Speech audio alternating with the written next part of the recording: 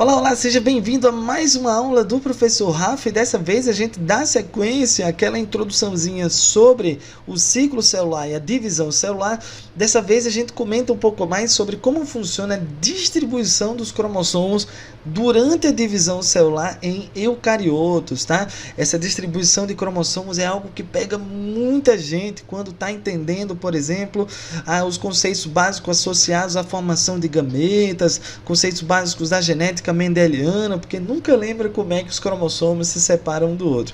Então fique ligado nessa aula que é muito legal para você conseguir fechar essas informações em relação à divisão celular. Valeu? Quer saber um pouco mais sobre isso? Chega junto depois da vinheta.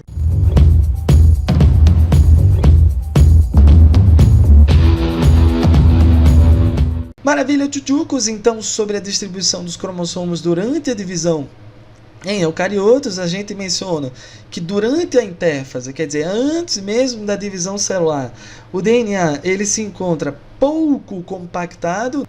Nessa imagem a gente consegue mais uma vez mencionar como é que funciona essa compactação.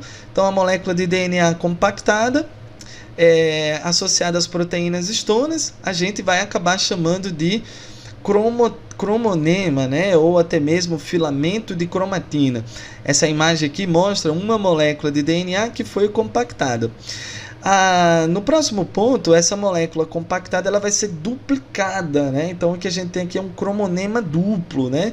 Ligado por uma região de centrômero. E na quinta imagem eu tenho que aquele cromonema que antes era relativamente compactado, agora ele está extremamente compactado. O número 5 a gente vai chamar de cromossomo já, né? Cromossomo duplo, que a gente encontra em uma etapa da divisão celular. Tá? A gente menciona então a existência de uma tal de uma eucromatina no cromonema, né? Nessa fase aqui, ó, uma compactação intermediária. São regiões menos compactadas, onde eu tenho os genes em atividades. Até mesmo a existência da heterocromatina, que são regiões mais compactadas, onde os genes estarão inativados. Então existem níveis de compactações diferentes aqui, né? Tem regiões que são mais compactadas, regiões que são menos compactadas. É assim que se organizam o nosso tal do cromonema, tá? Só que durante a divisão celular, o DNA o DNA vai se apresentar com a compactação máxima e duplicado, que é essa imagem que a gente vê aqui do lado, o cromossomo duplo. Lembrando que esse cromossomo duplo ele já foi um cromonema duplo, e o cromonema duplo já foi um cromonema simples. Então o cromonema simples é o DNA compactado, ele vai ser duplicado, e após essa duplicação, a gente vai ter a compactação máxima, formação finalmente aí do cromossomo duplo.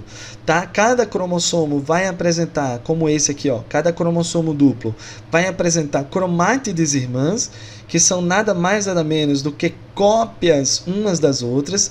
Então isso aqui é uma molécula DNA extremamente compactada, isso aqui é a cópia dessa molécula que também está extremamente compactada, né? Essas duas moléculas aqui, elas serão chamadas, portanto, de cromátides irmãs unidas por um centrômero, tá? Eu vou te lembrar uma coisa, moçada, que talvez você não tenha aí tão firme na memória. Se desse lado aqui, ó, existe uma região do DNA onde eu posso chamar de GNA, desse outro lado eu vou encontrar a cópia exata desse GNA.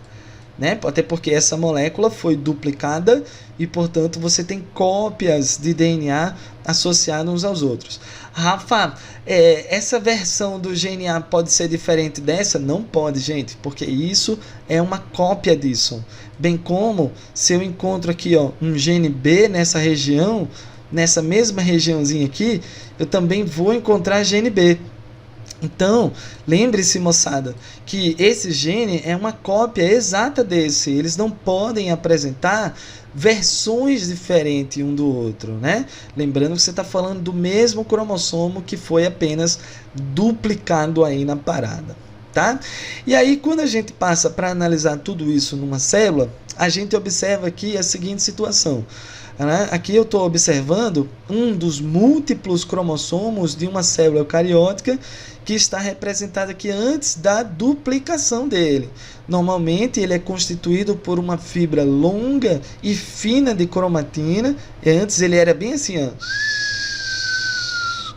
contendo uma molécula de DNA e uma série de histonas. Então isso aqui seria o DNA compactado.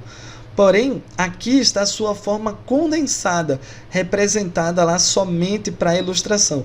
Então é como se eu tivesse pegado essa molécula que já é compactada e tivesse enrolado ela milhares de vezes, ela nela mesma, formando uma molécula menor, né, mais compacta e mais gorduchinha, como você está vendo aí do lado. Tá? Então aqui eu estou vendo já o cromossomo compactado. Claro que não é possível de ser observado ele compactado dessa forma, porque o cromossomo ele só é compactado depois que ele é duplicado. Então isso aqui acaba sendo uma mera representação. Tá? E aí o que vai acontecer? Isso é a célula em intéfase. Quando essa célula vai entrar em divisão celular, ela vai fazer a duplicação desse cromossomo, incluindo inclusive a replicação do DNA, incluindo aquela condensação que a gente estava demonstrando, né? Então, nessa imagem, a gente já consegue observar um cromossomo típico, né? Como a gente vê nas células. O cromossomo que está lá, ó, no seu grau máximo de compactação, bem aqui. Agora, Rafa, eu estou vendo uma molécula do lado dele. Quem que é essa moléculinha aí? Cara, essa molécula aqui do lado é uma cópia dessa outra molécula que já existia. É uma cópia da molécula original. Lembrando, moçada, mais uma vez, que se existe um GNA desse lado aqui, ó, nessa molécula, é obrigatório que exista também exatamente o mesmo GNA na cópia dele, né? O GNB estaria localizado bem aqui. Do outro lado, na cópia, eu também vou encontrar esse mesmo GNB. Então, uma vez replicado, o cromossomo é formado por duas cromátides irmãs, que são as cópias, conectadas ao longo do seu comprimento por uma proteína, um grupo de proteínas chamado de coenzinas, que seria representado bem aqui, ó. Cada cromátide contém uma cópia da molécula de DNA. Tá? Aí veja só, eu já tenho DNA duplicado, agora o que eu posso fazer? Por processos mecânicos e moleculares, você tem a separação das cromátides irmãs em dois cromossomos e o distribui para as células filhas.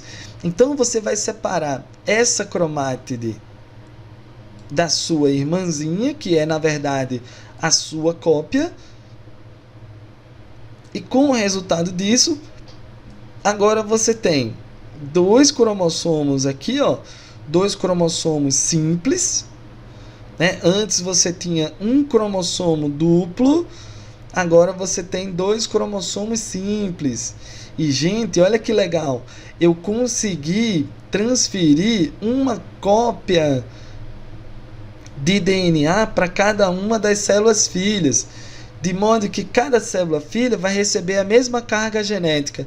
Vai receber um GNA, vai receber um GNB, aqui do lado vai receber a mesma carga GNA e GNB. Agora imagina isso, moçada. A célula humana apresenta 23 cromossomos como esse, então isso iria ocorrer ao longo de 23 cromossomos, e uma célula humana diploide, que é o normal, eu teria 2 cromossomos de cada tipo. Então temos 2 cromossomos 1, 2 cromossomos 2, 2 cromossomos 3, 2 cromossomos 4, resultando no final das contas em 46 cromossomos.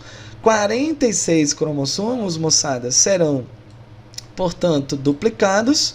Você vai ter no total 92 cromossomos. E desses 92, você vai dividir metade, metade. 46 vão para uma célula, 46 vão para outra. E isso garante, portanto, que a célula da geração passada tenha a mesma quantidade de cromossomos do que as células da futura geração. Tranquilinho, tranquilinho, moçada? Então, ó, vamos passo a passo, vamos devagarinho, que você nunca mais vai errar nenhuma questão que envolva mitose, divisão celular ou algo assim. Nesse momento, a gente está pronto para entrar na nossa discussão finalmente sobre o ciclo celular. Quando a gente voltar aqui, a gente já vai entrando com interfase, mitose, as etapas da mitose que você tanto quer aprender. Tá legal, moçada? Então vamos ficando por aqui. Um grande abraço e até a próxima.